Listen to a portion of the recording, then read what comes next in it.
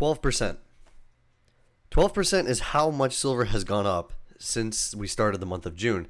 Now into the second week and only 9 days in, we are seeing absolutely no slowdown in sight with regards to the price of silver. So what should you be doing? Well, I'm going to give you my thoughts on this, and at the same time, I got an unboxing for you guys. So it's part of my latest purchase and probably one of my last ones for the time being. So let me break everything down for you, and we'll get the unboxing going as well. So let's go.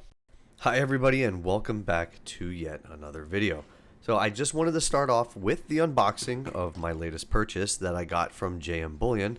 Now, I did purchase this silver pretty much on the last day of May, literally right before the silver price just started to jump. And some of you already know that while I'm personally not too concerned about the profits, obviously it is nice to see some gains on a purchase every now and then, even if we are just entering the second week of that price jump. And I know very well that it could come crashing right back down again, but that doesn't concern me too much. I'm more focused on how much I have versus how much I've actually made. And that being said, how much I have is going to be a point that I'm going to bring up in today's video. Because as I stated before, this is going to be my last purchase for a bit. And that's not due to the price increase, because I don't care about that. It's more about me hitting a certain level. For those of you who don't know, I personally set aside 10% of my net worth into precious metals like gold and silver. It's just a number that I've determined for myself to be important for me. That way I can focus on other areas of investing or to reduce any debt obligations that I may have. And I like to keep track of that stuff daily. I'm a little bit obsessed about it when it comes to the financials, so I need to know where everything's at all times. But this doesn't mean that I'm done buying for any set period of time. Any investments or debt reductions that can increase my net worth even further open more possibilities of future precious metals purchases. I'm basically just shifting my focus for the time being. So what did we get this time around? Well, I picked up yet another 10-ounce bar. This time from the Sunshine Mint. So this is the 3/9 fine 10-ounce bar. I've never purchased from the Sunshine Mint. I've always been a Silvertown fan. And here is just the reverse side of that. It's got a really nice polish finish to it. And, you know, the interesting thing actually about this purchase, I actually didn't get everything that I received.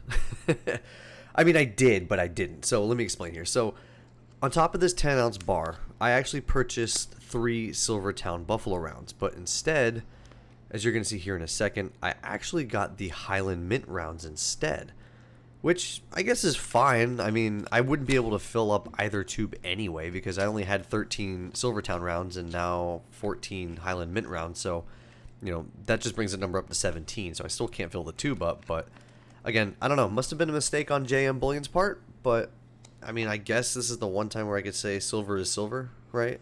I mean, I don't know. Maybe they ran out and they substituted this instead. I'm not really sure what's going on with it, but it's okay. I can still add to the tube. I still think in this case silver is silver. So, but I'm going to show you guys a screenshot here just to show you what I intended to purchase and what I received. So you can see here that I had purchased on JM Bullion the 3 of the 1-ounce silver buffalo rounds and that 10-ounce Sunshine silver bar mint. So, you know, it is what it is. Maybe they ran out. Again, I'm not really sure. But either way, this is the one time I'll probably say silver is silver. So as I'm playing around with these, let's go over what's been going on again recently. And outside of the price increase, the GSR is going back down.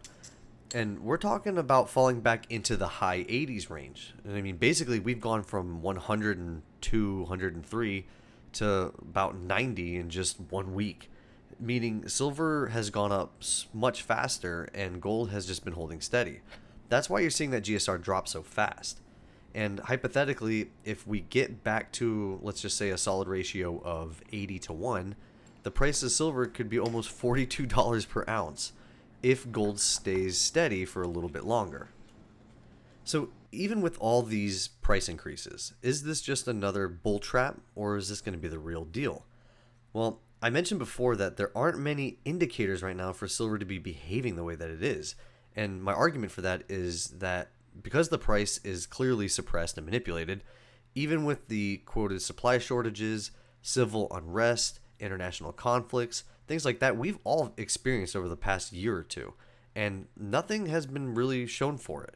And even interest rates right now are not expected to be even cut until maybe September, but that's not even guaranteed.